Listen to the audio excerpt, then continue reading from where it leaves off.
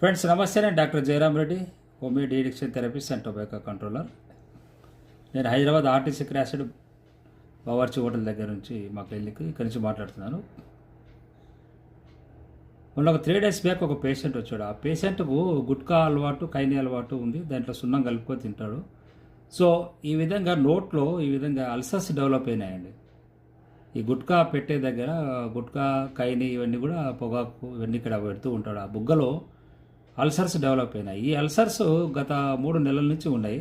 ఇతను ఏమి కాదులేని నెగ్లెక్ట్ చేస్తూ ఉన్నాడు. ఇది క్యాన్సర్ ముందు దశ, ఆయనకు తెలియకపోవడమే ప్రమాదకరమైన పరిస్థితికి వచ్చాడు.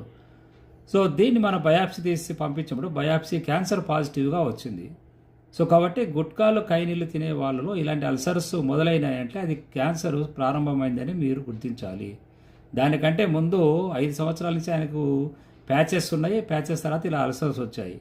సో కాబట్టి గుట్కా, కైని తినే వాళ్ళలో 90% వాళ్ళ క్యాన్సర్ గురయ్యే అవకాశాలు ఉన్నాయి. కాబట్టి ఇటువంటి సమస్యలు, మచ్చలు కానీ, నోరు చిన్నగా కావడము, కారం మసాలాలు తినలేకపోవడము, ఎక్కువ వేడి తాగలేకపోవడము, ఇలా నోరు సెన్సిటివ్ అయినప్పుడు హోమియో డిఎడిక్షన్ ట్రీట్మెంట్ ద్వారా మీరు గుట్కా, కైనీలను మానేసుకోగలిగితే ఈ క్యాన్సర్ లాంటి మహమ్మారి బారిన పడకుండా మిమ్మల్ని మీరు కాపాడుకోవచ్చు. సో మా అవసరం ఉన్న వాళ్ళు మా క్లినిక్లో ఈ ఫోన్ నంబర్లో కన్సల్ట్ కావచ్చు.